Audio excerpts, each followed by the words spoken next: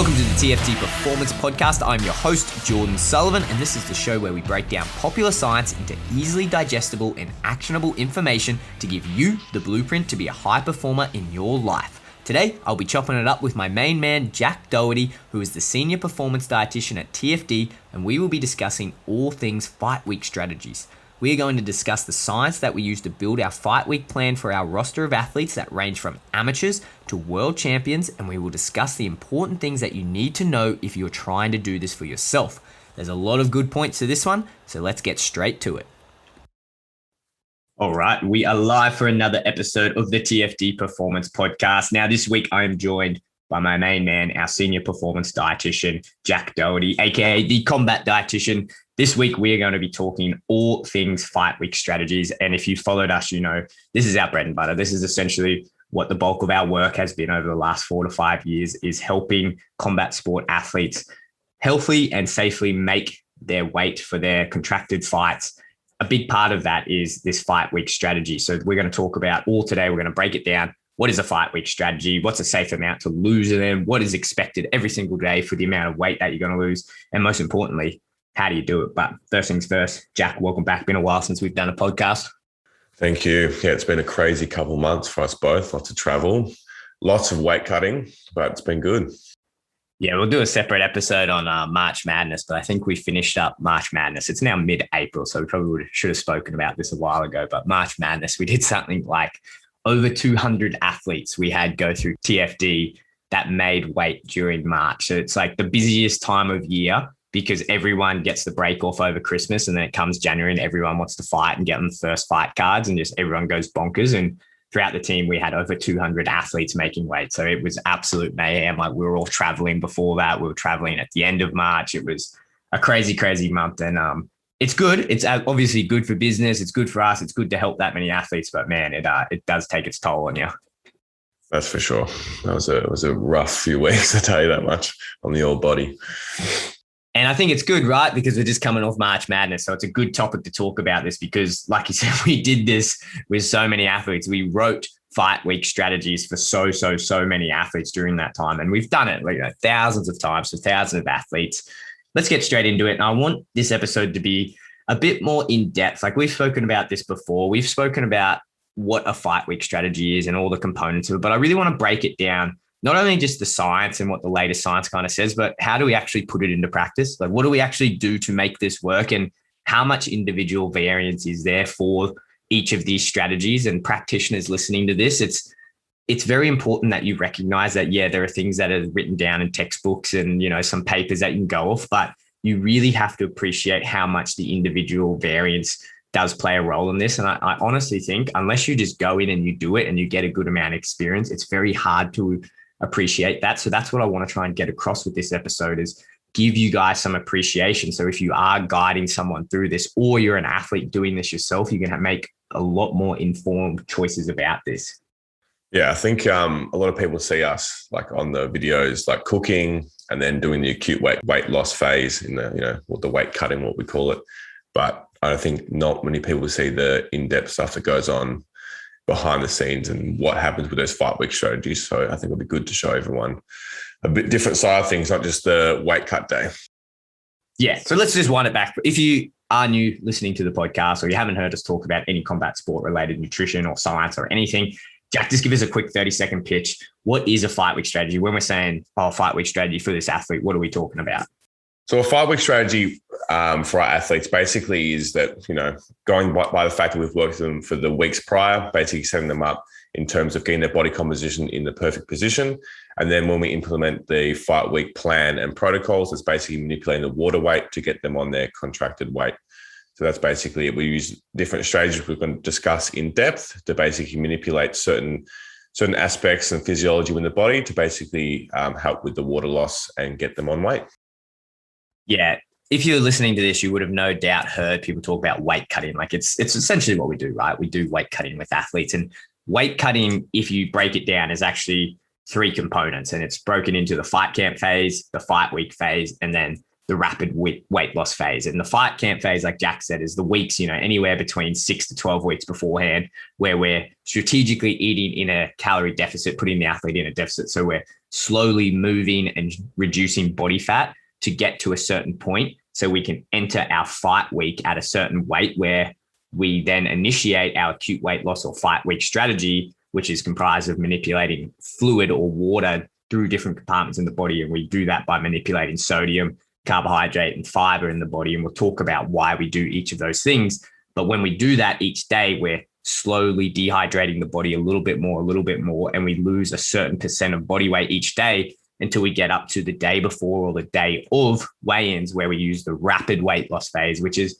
what a lot of people associate with weight cutting. When you look at, YouTube videos or Facebook videos, or you just Google it, you see people sweating out in the sauna, you see them sweating in the bath, you see them running in tracksuits or whatever it is. That's the rapid weight loss. That's right at the very end. And we'll do a whole episode about that and, what are the safe amounts to do for that? And, what are the do's and don'ts for it? But for this week, let's just talk about this acute weight loss, the 3 nutrients that we're going to do. Jack, break it down. Just give us a quick rundown. What are the 3 nutrients and why are we manipulating those 3 nutrients when we're doing this? Well, the big one, obviously, everyone knows is sodium. We manipulate sodium throughout that fight week. Depending on athletes, it can be a different time frame. But usually we start that about 5 days out, 4 to 5 days out. Also, it's glycogen depletion. So we're looking to, manipulate glycogen and carbohydrate intake to facilitate some water loss as well. And then obviously one of the other techniques we use is manipulating fiber. So those are the 3 main techniques we use in terms of the nutritional standpoint. And they're pretty effective in helping that person lose water weight kind of passively throughout that fight week. Yeah. And what's a standard amount? And we'll include the rapid weight loss, the sweating into this number that we're going to throw out right now. But we have a very standard number at TFD. Like, Jack, I'll let you explain it. But what is the number? Say we've already done our fat loss phase. We get to the start of fight week.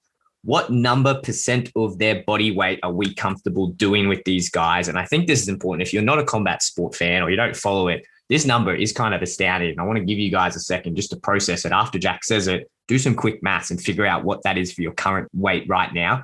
And it's pretty shocking, I think. I think it's a bit confronting to people. Tell us what that number is, Jack. Yeah, so they're obviously different between males and females, but they're kind of the upper end we kind of would kind of cap it at is 10% for males. So coming in 10% away from weight. Ideally, I think we prefer as a team around 8%, if not lower, but those are the kind of the ranges we go 8 to 10%, kind of the maximum range. And for females, it's around 6 to 8%. 8% is the higher range, 6% is kind of ideal. So those are the kind of ranges we aim for, which we kind of ourselves through our experience and also the literature kind of gives us the guide of what's the kind of healthiest range or the safest range to enter a fight week at. Yeah. Okay. So now that we've got these numbers, I want to break this down and give this guys practical info. So let's just say a very, very common, probably the most common athlete, if you do this, is a lightweight athlete. Most standard athletes are walking around like 6 foot tall, 85 kilos. Most of those athletes are going to be competing in the lightweight division, which is 70.8 kilograms if you've got the 1 pound allowance and 70.3 if you don't have that allowance. But most of those athletes, say they're walking around outside of camp, anywhere between 80 to 87 kilos, which is anywhere between a 10 and 17 kilogram drop, which is pretty substantial. It's a pretty substantial drop. But like we said, the way that we do that is we spend 8 to 12 weeks slowly reducing the body fat coming down. And what we want those guys to enter the fight week at, if we're saying we want them to be about 10% out for a male, that's about 77 kilos. So we want to get to that athlete down to 77 kilos, but we've still got 6 to 7 kilos that we're going to manipulate in the 4, 5, 6 days of their fight week before they jump on that scale. And the way that we break that up is we use this fight week strategy. So we use the 3 strategies that Jack just outlined, the sodium manipulation, the low fiber, low residue, and the glycogen manipulation. We do that for 4 days, 4 or 5 days leading up, and that'll lose roughly about 5% of that 10%. And what we want to do is we want to aim to have no more than 5% of that rapid weight loss or that sweating right at the end. We'll do a whole episode about why we only want 5%. But that's really important to appreciate. It's not like when we get to this 77 kilos, that we're losing body fat. And this is a big misconception when we do this with guys and they see the videos we put up on Instagram and the food that we're giving the guys. They're like, how are you getting this weight off? Like, you're losing more fat. We're not changing their body composition. By the time we get to this point, all the body composition change, all the fat loss has already been done. We're simply just manipulating fluid through different compartments. And the other crazy thing about this that a lot of people don't appreciate is you don't have to eat in a calorie deficit during this phase. Like, you can in some extreme senses when, say, an athlete comes in a bit heavier, you might have to do that. But for the most part, you're actually eating more this week than what you are in the weeks leading up to it, because you can very easily do all of these strategies and get that water manipulation while, say, eating at maintenance calories. And we're going to break down, we're going to explain why that is. But I think it's important to appreciate that. Say, if that athlete is coming in, they need to weigh 70 kilos, they're coming in at 77 kilos, like that's 7 kilos of fluid that we're moving out of their body in 5-6 days. And it's important to realize this. And it's a point I want to really, really hammer home. That's a lot of weight. That's a lot of weight. And that can be very, very dangerous. The thing is that if you do not know what you're doing, that can be very dangerous. On the flip side of that, I always say this when I talk about this, the human body is very, very capable of doing it. The thing is, it's very capable of removing that 10%. And I always use this example. And I think it's because I've become like, I'm in ultra endurance now. I more so identify as an ultra endurance athlete than I do as a combat athlete these days. And there's a very, very famous run that Gabriel Salesi did in 2000, and I want to say 14 or 2012, where he did the Dubai Marathon, and he went to break the marathon world record. And what this team did, and I'm pretty sure it was a team from Loughborough University, our good friends, Dr. Lewis James and his team, they measured how much fluid he actually lost during that run. And they found out during that run, this is a guy, again, one of the best marathon runners in the world, running insane splits, like very, very fast, very, very elite level. By the end of that, he lost 10% of his body weight, 10% of his body weight in just over that 2 hours. And he was operating at an elite level, breaking a world record marathon time. So your body is very, very capable of being functional and operating at a high level while doing this. The difference is that Gabriel Salesi had a whole team of sports scientists, Dr. Lewis James and Asker Jugendrop, who are probably, I just butchered his name, but are probably the top sports nutrition, hydration experts in the world doing his nutrition.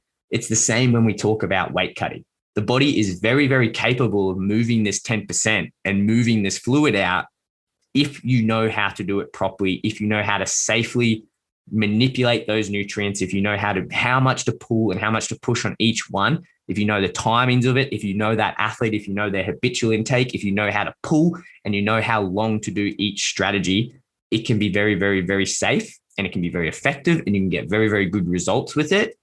Or it can be absolutely disastrous. And if you do this wrong and you rely too much on one strategy and don't utilize the other one, say you rely too much on the sweating and you don't utilize these fight week strategies, this is where we get into that part where we see people die. Like, you see people die. You see people get health complications. You see people's kidneys shut down. You see them go into comas. You see them have seizures in the sauna. We've literally seen people die doing this process. So we're going to break this down. I want to preface with that is that you need to know how to do this properly. And before we talk about any of this, if you are not confident doing this, do not try and wing it. Do not try and wing it. Reach out to someone who knows what they're doing. Reach out to a credible practitioner. Reach out to someone who knows what they're doing. Get some guidance. Never, ever, ever do this on your own on a whim. In saying all of that, let's break this down. Very first thing I want to talk about is low fiber, because it's probably the one that most people don't get. I don't know, Jack, do you get this? I get this all the time when we put up a video, we do something, everyone always says, why are you doing low fiber? Why do you cut out fiber? Is it fiber good for you? Aren't you meant to cut? What are you doing?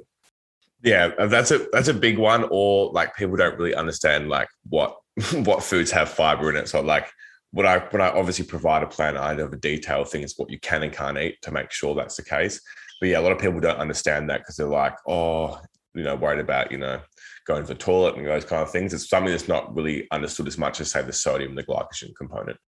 Break it down for us, Jack. Go through, why does the strategy work? Like, what are we trying to do with the strategy? Like, explain the physiology of how it works, and then break down what are the high fiber foods and what are the low fiber foods that we're manipulating during this, 5-6 days or however long it is.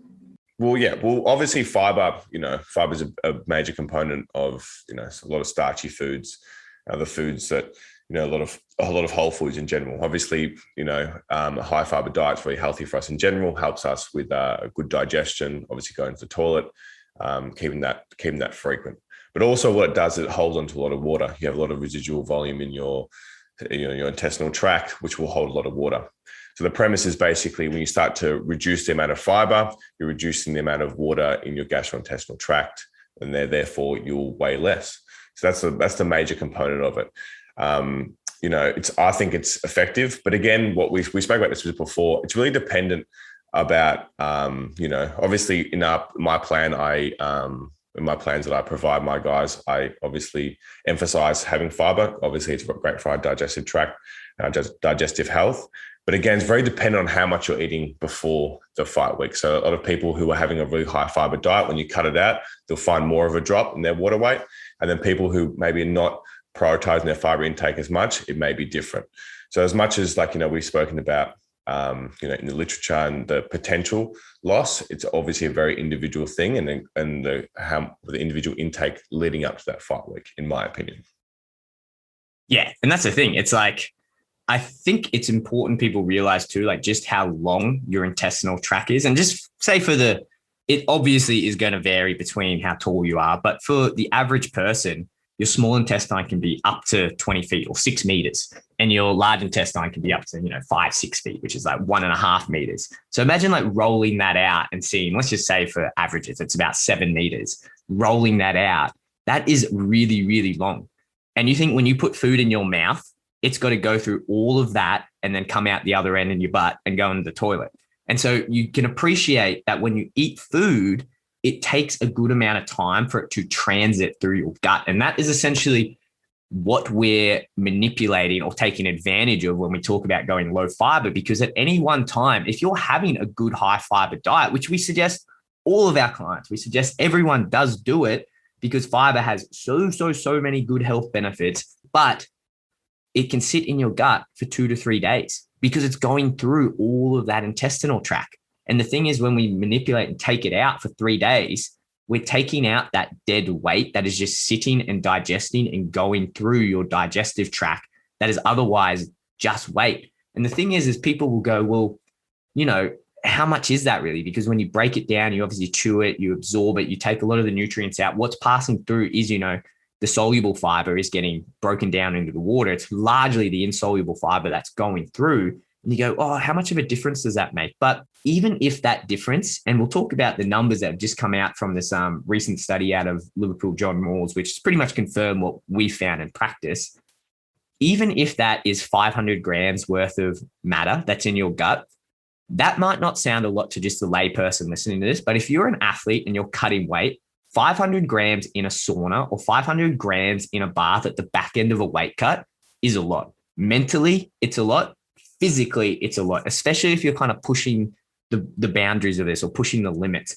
And 500 grams could be the difference between 1 hour extra sitting in that sauna or 1 hour extra sitting in the bath or however you're cutting weight. So it is substantial. And I think when we talk about this, like you said, Jack, and we're going to say this for all of these strategies that we talk about, it's not so much that there's hard and fast numbers that we go, okay, you need to have 10 grams of fiber this day and you need to have 15 grams of fiber.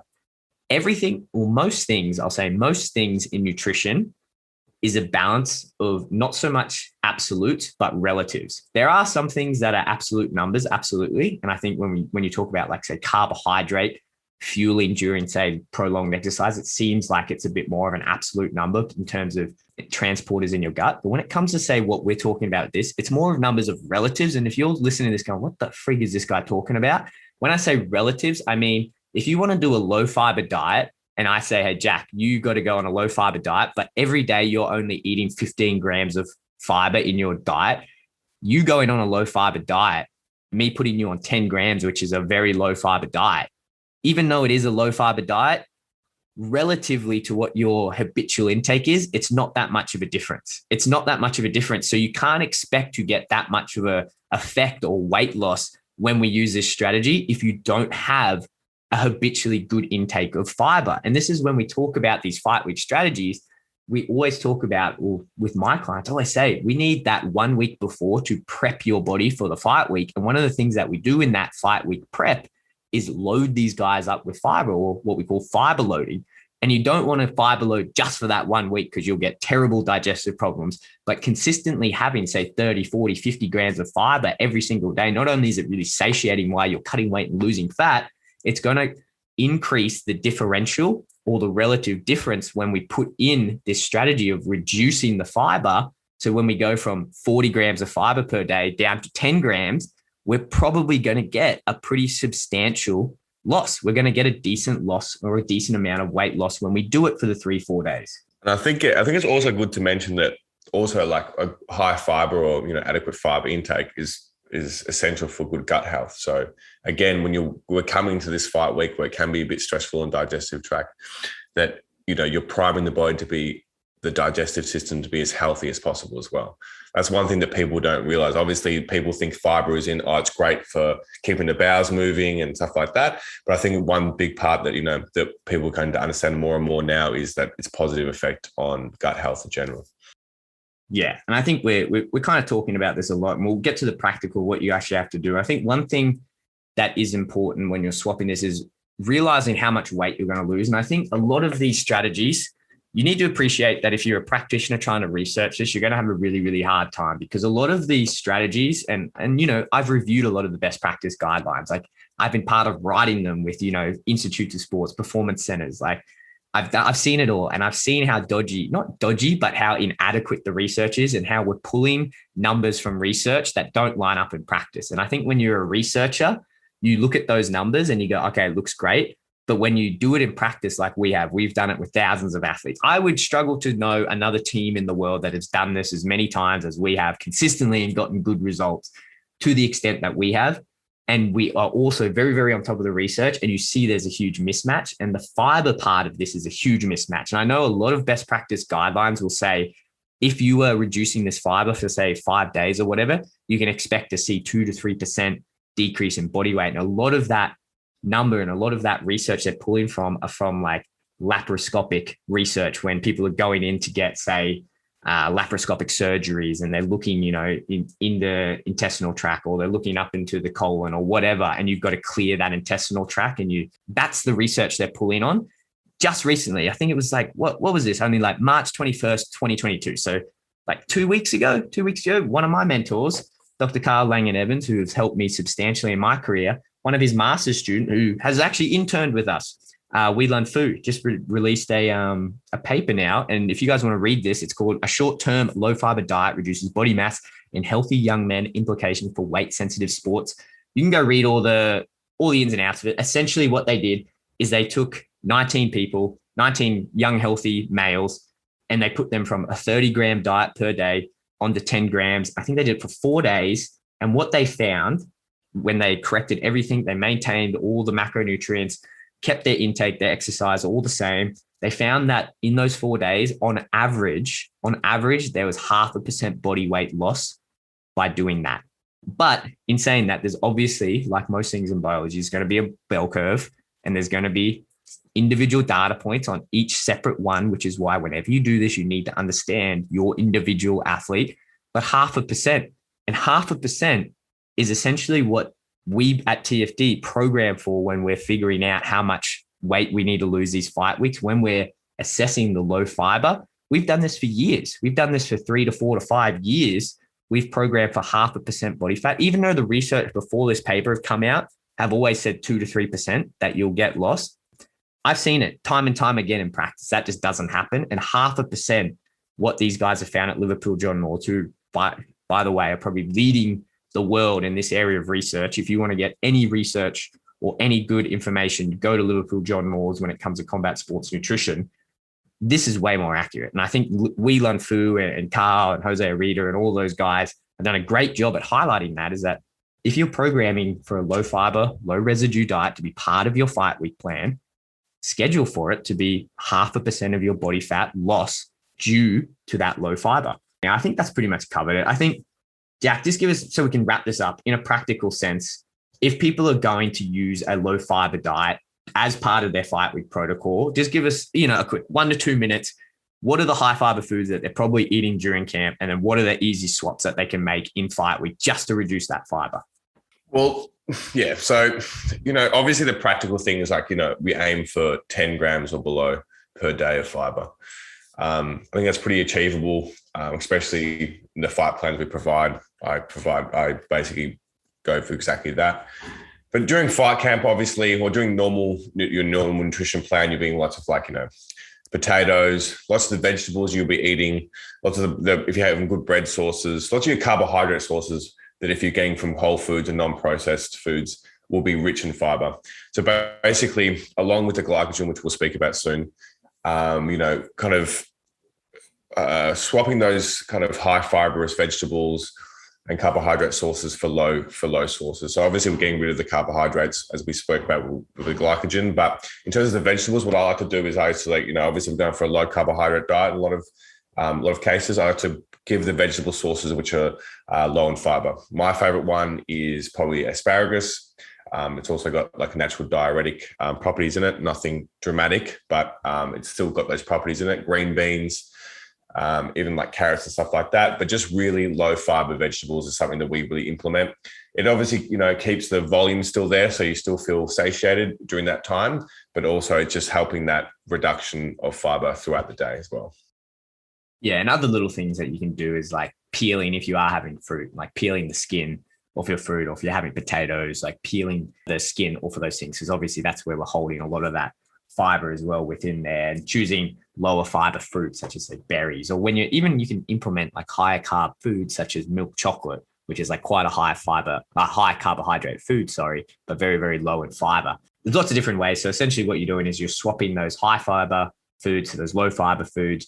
You can do that for up to 4 days. Like it just came out in this paper, 30 grams, if that's your habitual, you should probably be eating more. I would argue you should be eating more. And I program a lot more in my guys' diets. But even if you bring that down to 10 grams, 4 days, you could probably expect 0.5%. But again, it's all relative to your habitual intake. So that's why it's so important that you have a high fiber diet before you go in and do this, and you maintain a high fiber diet outside of your fight camp. So I think that's well and truly we covered pretty quickly, but we got a good amount in there.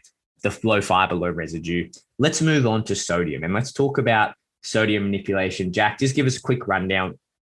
Even talk about what is sodium. I think that's probably something a lot of people don't understand. What is sodium and why are we manipulating in fight week?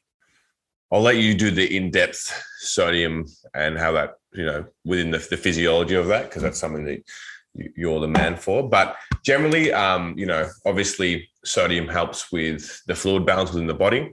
So people who generally have a high sodium diet will have more water retention or more water on board than people who don't have that. So basically the premise, again, of sodium manipulation is you're reducing sodium. So you're reducing that amount that your body is retaining. And then obviously your fluid balance is less. So this is the whole concept of another way of passively getting rid of some of the water throughout the body. Throughout our plans, like sodium is, obviously for an athlete, sodium is very important for hydration, very important for muscle function. So a lot of my athletes, obviously we get our guys to use, products such as Trainade and electrolytes to keep their hydration status optimal. And a lot of my guys love salt in general, because obviously when you've got broken nose, you can't really taste much. So the more sodium, the more taste. But that's the main thing. Basically, we're just kind of during that fight week. I generally like to just start to taper it off. And then again, 3-4 days, completely cut it out completely, just to really have that passive release of fluid from the body. Plain and simple. But I'll let you give the compartment component of this a big whack. Yeah, sodium is an interesting one because, like you said, sodium is what we call osmotically active. And what osmotically active means is that in the body, it just attracts water to it. And that's very, very, very well established. Like it's very well established in the literature that that is the case. What is not well established in the literature is how is all of that relevant to a fight week, or when we're doing this with like everything in combat sports. It's so new, or the research in this area is so new. There hasn't yet been a study that's controlled for all the other fight week strategies, but have just changed sodium to see how much of an extent manipulating different degrees of sodium has on the overall weight loss. So I think that's important to appreciate. I think there's a few things we need to tick off when we talk about this. I think first is the basic physiology of it. And I won't go too in depth with it because we'll talk about this in another episode when we talk about water loading, which we're not going to talk about today, but we'll talk about this far more in depth. But it's important to appreciate that around 60 to 70% of the human body is water. And then that is broken up in different compartments throughout the body. And then there's two compartments that are important that we talk about. One of them is called the intracellular fluid or the intracellular compartment. That's everything inside our cells. And that makes up about 2/3 of the fluid in our body. And then 1/3 of it is what we call the extracellular compartment, which contains the extracellular fluid, which is everything outside of our cells. Now, cells are obviously everything that makes up our body. We've got liver cells, brain cells, bone cells, muscle cells, et cetera, et cetera. So there's fluid inside those cells and there's fluid outside those cells. The other thing you need to be aware of is that it's not just fluid inside and outside of those cells, is that there are electrolytes inside and outside of those cells. And those electrolytes that are inside the cell and outside the cell are present in very specific ratios. And outside of the cell, there's a lot more sodium or higher amounts of sodium. And inside the cell, there's less sodium. And we don't need to go into the specifics of that, but it's important to know that outside of the cell, the extracellular fluid being higher in sodium is really important for what we call the osmotic gradient. And what that means is that it dictates how fluid moves around these compartments. And when I say moves around these compartments, there's a process you need to be aware of that's called osmosis. And what osmosis means is just the movement of fluid, but fluid will move from an area of high concentration to an area of low concentration of solutes. And solutes can be anything that, if you think of, say, cordial, if you're mixing up cordial, if you put a little bit of cordial in a cup of water, you see that cordial disperse throughout the cup of water. That's osmosis happening in real life. But what happens is that, say we sweat and we lose some fluid and we lose fluid from the intravascular space and we sweat it out of our body, what that will do is that reduces the amount of fluid in the intravascular space, which increases the concentration of sodium in there, which will cause an osmotic shift or an osmotic gradient to put fluid back into that intravascular space. And that's because of sodium, because of the changing levels of sodium. So without going into too much more depth about this, when we're thinking about, okay, dietary changes that we can do to manipulate sodium levels and therefore fluid levels in the body, I think everyone can appreciate that. Okay, well, if you have a really salty meal, say if you go out for Thai or some other type of Asian dish that uses a lot of sodium or MSG or whatever in there, you can appreciate the next day you wake up quite a bit heavier. And that's because you've put so much extra sodium into your system and you've probably put more sodium than what you do regularly. And that's caused fluid to osmotically be attracted to that fluid and you're just holding it. And more often than not, you're probably just holding that in your digestive tract or you're even holding it in that extracellular fluid space. But that's what's happening, is that the more sodium that you're putting in your diet, you're attracting more fluid. And then once you take out that sodium, the theory is that if you take down the sodium that you're giving in your diet, you're not going to get as much fluid brought in. You're not going to get much fluid osmotically attracted. And you see this with in clinical settings when you've got high blood pressure patients that you put them on low sodium diets. And because that will cause less fluid in the intravascular space and the reduction of the plasma volume, their blood pressure will come down. So essentially, when we're talking about reducing fluid in the body by manipulating sodium, that's what we're talking about. And we can go into so many other depths, and we will talk about this in more depth when we talk about sweat science and water loading and how these osmotic gradients shift when we're going through, say, the rapid weight loss phase, or even when you're doing things that, clinically that can cause changes in these osmotic gradients. But for now, what's important to know is that when you're putting in a lot of sodium, you're probably going to keep more fluid in your body because it's osmotically active. And when you reduce it, you're reducing the amount of sodium. So there's not as much of that osmotic pull to keep the fluid, and that's what you're flushing out. And again, a good example is when you eat a really high salty meal, you'll see your body weight go up because you're retaining that fluid. I think that's one of the biggest. I have this discussion probably 10 to 20 times per week with my clients. It's like, oh my God, I woke up, I'm like 800 grams or a kilo more than I was the other day. And the number one question is like, what did you eat last night? Or what did you eat yesterday? And 9 times out of 10, they've had an incredibly salty meal. Like they've gone, I'm like, it will pass. It's just a water retention that's associated with how much sodium you've had in the last, like, say, 12 hours. Yeah. And then essentially that's what we're trying to manipulate, right? We're trying to manipulate the amount of fluid in that cup, which is your intravascular space, if we reduce the amount of salt that's in there, theoretically, we're going to reduce the amount of water in there.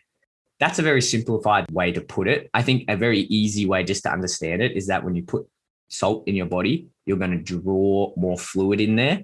You're going to draw more fluid. If you take away that salt, you're not going to draw that fluid and you're probably going to pass it in your urine. Again, there's not a lot of studies showing if you control for all these other factors, how much of a degree or how much of an influence does that have. As a team, we generally like to keep this at about 500 milligrams for 5 days. And there's some studies that have shown this, patients with high blood pressure, that if you do like a low sodium diet, which is less than 500 milligrams for 5 days, you can lose between 1% to 2% of their body mass. Again, that hasn't really been established with healthy individuals. We would expect that there would be a lower response with healthy individuals. And I think there's other things you need to appreciate that we won't go into in this one, where some people are just naturally high salt sweaters. Some people are not high salt sweaters. Some people, you can, again, if we're talking about habitualness and relativity within all this, some people who eat a very, very high salt diet, like Israel Adesanya is a very, very, very high salt diet outside of camp. So when I reduce the salt in his diet, he loses ridiculous amounts of fluid, where other guys, say Alex Volkanovski, isn't as high of a salt sweater. So we don't see that same degree of drop when we reduce the sodium in his diet. So that's another technique. And we can go back into that and we'll do a whole episode about the physiology of hydration. We'll go into that in a lot more detail. That's essentially what we're trying to do, is because it's osmotically active, we're trying to reduce the amount of water that's being retained in the body by having that sodium, by reducing how much you're getting in your diet. Yeah, I think, and again, it's very individual. Like when we're working in the clinical setting, you hear about there's two types of people. There's two types of blood pressure. So it's, sodium dependent and sodium independent. So some people can have a real high sodium diet and not really affect their blood pressure and kind of work differently in the physiology. And some people have a normal amount of sodium and it really affects their physiology. So there's also a very individual variant in this component as well that we always have to factor in for. Yeah. And just to confuse the listeners even more, like I had a very interesting conversation with Charles Stuhl, who's one of the lead dietitians at the UFC Performance Institute in Las Vegas. And we were talking about how much does this even play a role? Like how much does reducing sodium really play a role when you've got all these other strategies going? Do we really need to reduce it to 500 milligrams a day? Like, can we get away with 750 milligrams? Can we get away with 1,000? Can we get away with 1,500 milligrams? And again, I've tried it. I've tried it with lots of athletes. I've done it with some athletes. And there's one particular story about where I had a real sticky situation where I put more sodium in their diet and their weight did come up. And it was probably not the best thing for me to do. But I've had other ones where I've done exactly that and the weight continued to come down. Again, it's that individual response. Yeah. I would never recommend anyone try it out on fight week. You should definitely experiment it with beforehand. Go get a sodium salt test, go get a sodium sweat test and figure out how salty you are as a sweater. That's probably going to align pretty well with, how much salt you're losing. It's going to correlate pretty well with how much salt you have in your diet. So understanding all of those factors. And again, keeping in mind that this is relative. If you've got a high salt diet coming into fight week and you reduce that salt, you're likely going to get better response than if you have a low sodium diet, which no athlete really should have because we should be replacing those salts. But if you do have a low sodium diet and then you try this low sodium or sodium manipulation, you're probably not going to see as much of an effect. Yeah. A perfect example is one of my clients, long-term clients. Won't name names, but he eats like an amazing amount of sodium. He's just obsessed with sodium and electrolytes and stuff like that. And for him, again, I cut sodium and he just starts dropping dramatically really quickly. So again, very individual. Otherwise, don't have that same effect. So like anything, know your athlete and know what works for them. Yeah. Okay. So that's two of the nutrients. So the first nutrient is fiber. Second nutrient is sodium. The third and last one we're going to discuss today is glycogen. Jack, just give us a rundown. What is glycogen? So this is probably the strategy that everyone hates the most and everyone complains about the most. Basically, glycogen is stored carbohydrates, mainly in the muscles and the liver, and that's something we're trying to manipulate. When carbohydrates are stored in the body, there's obviously water is attached to that. So once you kind of burn that glycogen off through depletion and also through exercise, the associated water with that will come off naturally. This is obviously, I think, one of the most effective techniques. But again, probably the most hated because everyone loves carbohydrates. And when you cut them, everyone seems to be a bit sad, but it is incredibly effective, in my opinion, to facilitate water weight loss.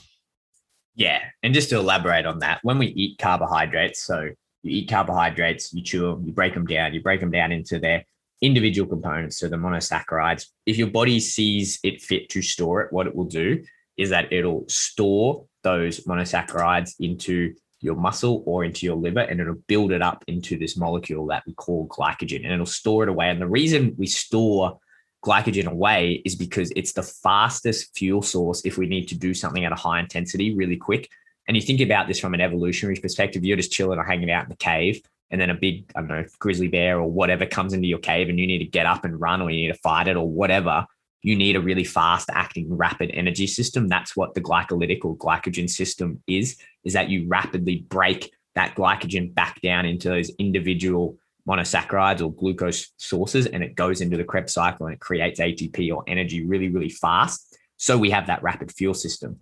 The thing is, like Jack said, is that when we store those branches of glycogen away in our muscles and in our liver, we store it away with water. And the numbers that we use, and I'm going to talk about the numbers because it's important when you talk about programming the amount of weight that you lose when you do glycogen manipulation. Anywhere from every 1 gram of glycogen, the numbers vary depending who you talk to and what books you read, but 2 to 4 grams of water is stored with every 1 gram of glycogen. So for every 1 gram of glycogen you have 3 grams of water attached to it. That's 4 grams in total if you reduce that glycogen, get it out of your body, that you're losing. Now, if we talk about how much glycogen we actually have in our body, it's quite difficult to actually figure out it and go, okay, Jack, you have this much. Unless you have an MRI machine or you're cutting out muscle biopsies and you're doing all of these things that are so unrealistic and so unpractical for the average person, you'll never know exactly. But there's some numbers that you can use to guide this. One of the ones that I like using, and this is one that we've used in best practice guidelines for a few papers, is that for the dry weight of a liver, if we say the average human liver is about 1,500 grams, 8% of the dry weight of that liver is going to be glycogen. And then for the muscle, skeletal muscle, 1 to 2% of the dry weight of skeletal muscle is probably how much glycogen you have. And then you're going, okay, what the heck does that mean? Like, why is that important? And then you go, okay, this is why for all of our clients, why we send you off to go get a DEXA scan. This is why we send you off to go get a DEXA scan. So we can get a pretty good guesstimate. This is by no means a completely accurate number. And we'll talk about how you look at this number and decide which one is more accurate. We send you off to go get a DEXA scan because we want to understand how much lean mass that you have. And your lean mass is all of the mass in your body minus the fat mass that you have, which is all the weight of your body minus your fat. And your lean mass is things like your muscles, your joints, your ligaments, etc. So when we go and get that DEXA scan, Jack and I are looking at the lean mass that you have in your body. But the thing with a DEXA scan, it's not going to tell you how much muscle mass you have. A DEXA scan is not sensitive enough to tell me how much muscle Jack has on his body. And this is a conversation I've had with many, many, many people in this field. And I go, well, how much muscle mass does the average person have? And I've said this to some of the most smartest, most world-renowned scientists, sports physiologists, exercise physiologists, sports dietitians around the world. And not one of them has been able to give me a concrete answer of how much muscle mass as a percentage of your body weight it does the average athlete have, because it varies so much. And like, you don't even need to be a scientist to appreciate this. Just go to the shopping center and look at different compositions of different people. You can appreciate that a shot putter has way different muscle mass to, say, a sprinter or a long distance runner or a swimmer or a cricket player or a tennis player. They're all going to have very, very different muscle mass percentages of their body weight. So what we try to do is when we get this DEXA scan is, okay, we go, this is our lean mass. We want to make a very, very calculated guess that X percentage of that lean mass is muscle mass. And then 1 to 2% of that muscle mass is going to be how much glycogen you have in your body. And the number, if you're still following this, then kudos to you. The number that I like to use is anywhere between 40% to 45%, more so for women. and then 45 to 50% for guys. 50, maybe a little bit higher if they're really, really jacked, really, really muscular guys. Then when you get that number, you can take 1 to 2% of that number and get how much muscle glycogen they have. I hope you guys are still following from that. And to make this a bit easier and a bit more conceptual for you guys, I'll go through an example and I'll do it as quickly as I can, but feel free to pause this and go back so you can put these numbers into action. Let's just say we have an 80 kilogram athlete. That's 15% body fat. So if we do the maths there, we figure out 15% body fat to find his fat-free mass, we'd get 68 kilograms. And so if we appreciate that of that lean muscle mass or fat-free mass, that say 50% of it is going to be skeletal muscle mass, then 50% of 68 is 34 kilograms. So he's got 34 kgs of skeletal muscle mass. So 1 to 2% of the dry weight of that is going to be muscle glycogen. So 1% of 34 kilograms is going to be 340 grams, while 2% is going to be 680 grams. So if we take the 1% and we go 340 times 2.7 grams of water attached. Now, I know we said anywhere between 2 and 4, but that's going to change dependent on the muscle throughout the body. It's going to change how much water is attached. The number I like to use in practice is 2.7. It's more conservative, so if we lose more in the actual fight week, it's better. So let's use 2.7. So 340 grams times 2.7 equals 918 grams. Plus, we add the original 340 back on, which is 1.25 kilograms of glycogen and attached water if we're going by 1%. If we're going by 2%, then we get the 680 grams. So we times that by 2.7 grams for the attached water. We get a number of 836 grams, plus we re-add on the weight of the original glycogen, which then gives us about 2.5 kilograms. So for the skeletal muscle mass, if we're using 1 to 2%, we've got anywhere between 1.25 and 2.5 kilograms. Now, if we look back at the liver, and let's just say the average weight of the liver, again, it's average, it's going to change for everybody, but let's say it's 1,500 grams, and we use 8% of the dry weight of that, we get about 120 grams there. Again, we'll use 2.7 grams for the attached water. So that's going to give us 120 times 2.7 is 324 grams of attached water. We add 120 grams of the original glycogen that's in the liver, and we get 444 grams. Hope you guys are still following. But if you add all those numbers together, that means if we're using the estimate that we keep a 1,500 gram liver and the 8% dry weight, and then we're using an estimate of 1 to 2% skeletal muscle mass, the amount of weight that you could lose by completely glycogen depleting, which you would never actually do, you would never completely glycogen deplete someone, but if you were to glycogen deplete someone, you would lose anywhere between 1.7 and 2.9 kilograms of weight, which is quite substantial. So as you guys can appreciate, there's obviously some guideposts that we use there. It's not concrete numbers, and that's why we do so many trial cuts, or we make sure that we really dial in how many grams of carbs these guys are eating, and we see the relative drop that we're getting so we can have a bit better of an understanding. We're fortunate that we've done this with so many thousand athletes that Jack and I have so many different numbers that we can compare to. So when we get an athlete, we can get a good estimate of their body composition. We can get a good estimate, okay, this athlete looks like he's at this much muscle mass, and he's got these certain characteristics. So I'm going to assume that he's going to drop this much glycogen when we do X, Y, and Z. And we're very fortunate in that sense. But to put a bit more practical sense on this, I'll let Jack explain, how do we actually go about doing these dietary changes? What dietary changes do we make to get this glycogen reduction and glycogen manipulation to happen in real life in the fight week? Well, the biggest part of it, before I start with that, is to make sure that the intake of carbohydrates before the fight week is adequate, is matching what your body composition needs are and your activity needs are. A big thing that I found, especially from the Muay Thai community, which I'm from basically, is that, when you're in Thailand, if you start putting on weight, they want you to go on a low carb diet. So I've had a lot of people come to me like, when I was doing my own stuff, I'd come to fight week and the weight wouldn't shift. And I'm like, well, what were you eating? And they were glycogen depleting, going on a low fiber diet for weeks before. So that's not going to be effective if you're trying to implement that, trying to keep low carb if you haven't been eating carbs. So what we do is basically, obviously we've set them up. We know that carbohydrates are the most important fuel source for combat sport athletes. So we're giving our athletes adequate fuel, adequate carbohydrates in the weeks leading up to it.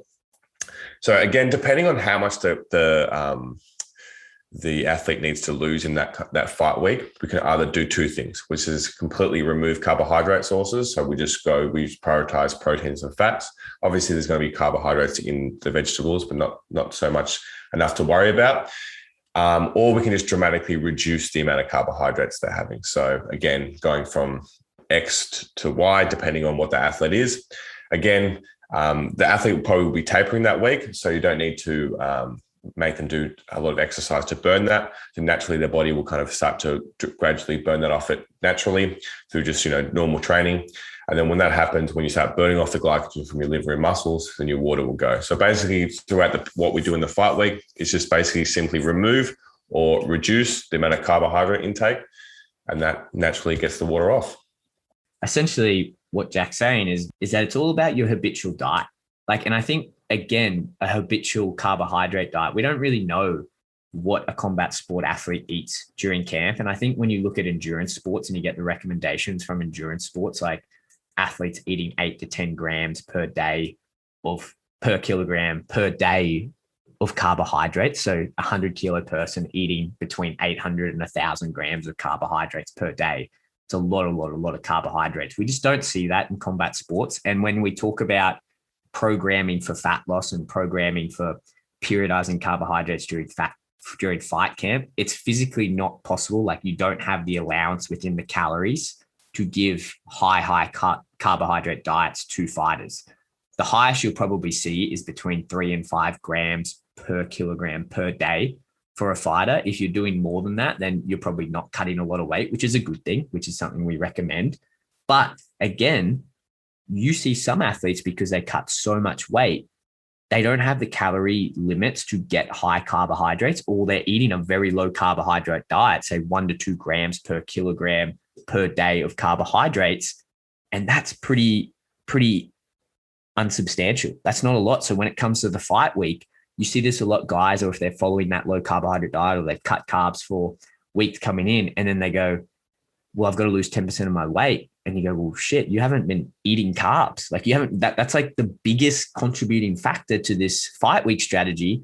And you aren't full, you aren't full of glycogen. You're pretty depleted as it is. So you're just simply not going to get that weight loss. So that's another thing that we say to all of our athletes is right up until fight week, eat high carbohydrate. Even for the weekend, I say this a lot to my guys, the weekend before we start fight week, go out and have a pizza, go out and have a pasta, go out and have a very, very high carb meal.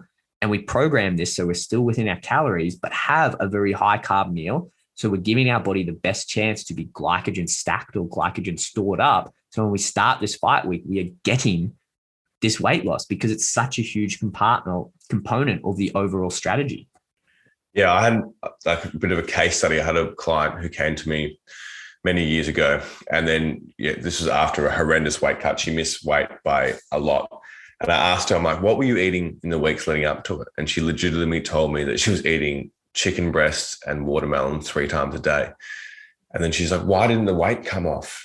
During fight week, I got rid of the watermelon. I was like, you were so glycogen depleted, so far out that your body didn't really have much to lose or get rid of. That's what happened. So I think the big thing, and also to kind of go off on a side note, that, carbohydrates, for a lot of athletes, have got a bad rap. So they're kind of a bit hesitant to introduce a lot of carbohydrates, because initially when you do introduce, if you go from a low carb to a high carb diet, you will have a little bit of extra water on board, which will reflect on the scales, which eventually starts to balance itself out when your body gets used to having that on board.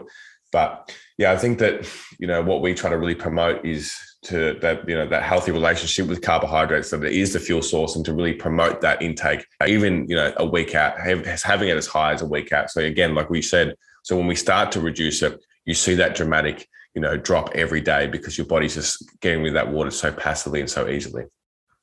Yeah. And I think that's a pretty good explanation. We went pretty in the weeds, not too in the weeds. And if any of you guys are listening to this and you want to, get a copy of any of those studies, or you want to see, you want to learn more about this, shoot us a message and we'll go through this, because it is pretty overwhelming when you hear all of this, especially if you're a new practitioner, because you don't get taught this at university. Unless you're at Liverpool John Moores and Carl or James Morton is one of your lecturers, then yeah, they might talk about it.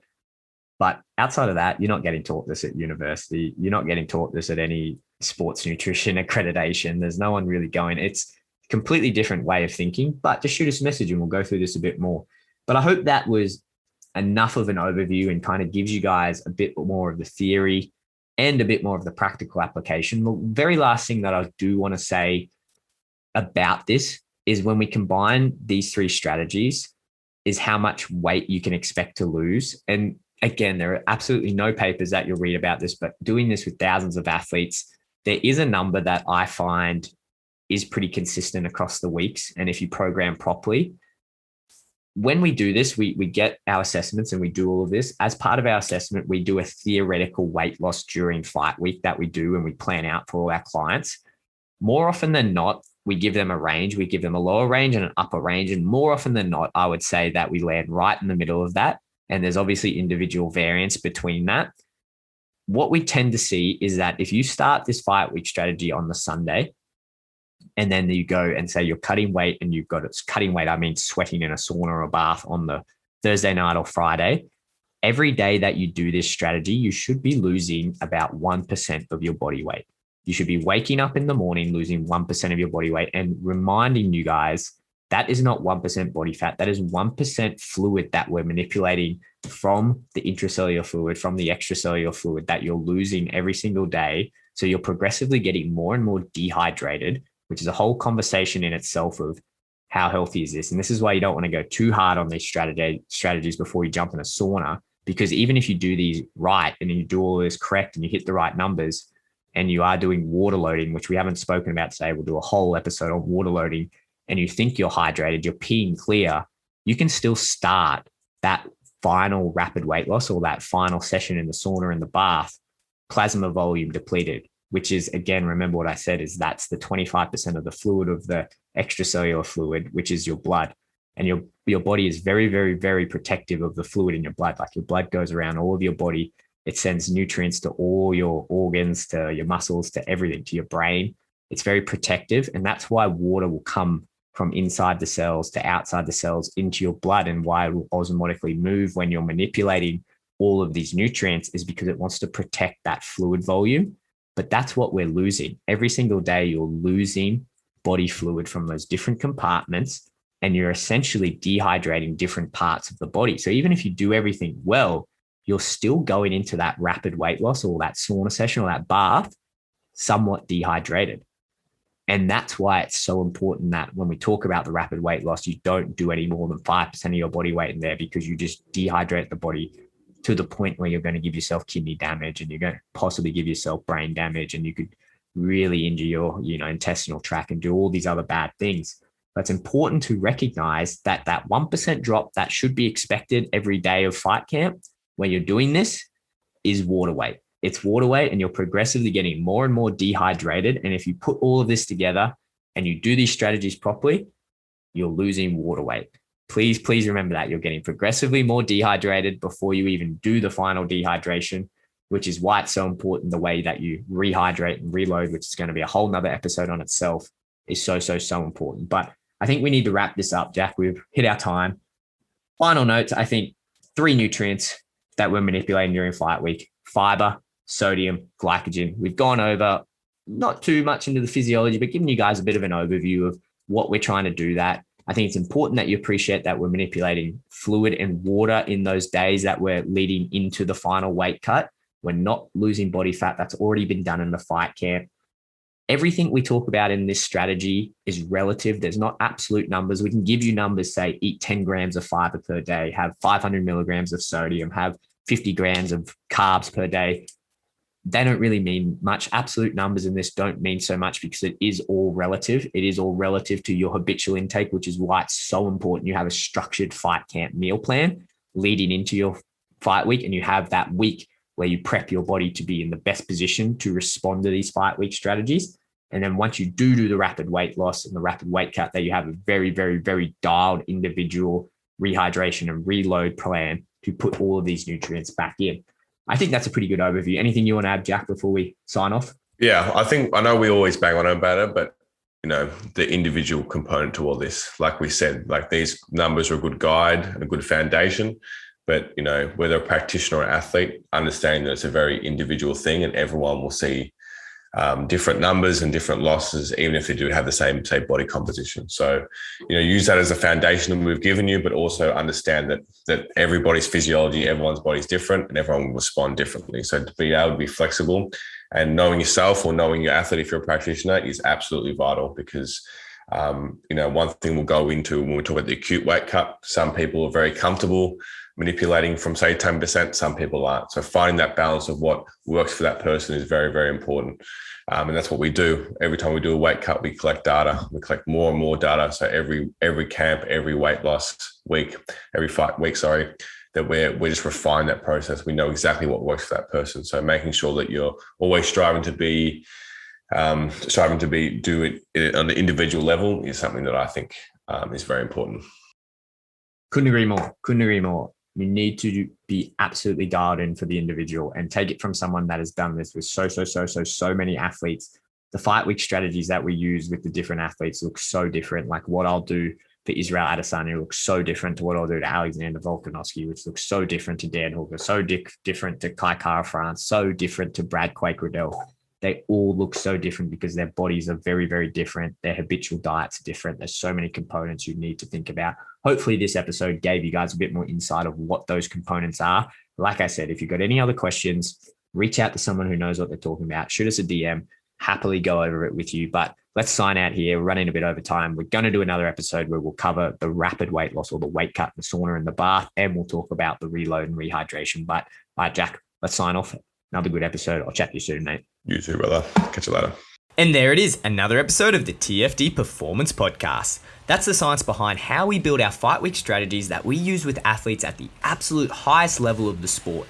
Keep in mind that this science is constantly evolving, and to make sure you are doing this as safe as possible, you should conduct all of these practices under the supervision of an adequately trained, qualified health professional. This podcast will be available through the podcast app, iTunes, Spotify, YouTube, and if you follow along with our socials at @the_fight dietitian, you can see all of the best bits from our podcast episode. Thanks for listening in, and I'll see you guys for the next episode of the TFD Performance Podcast.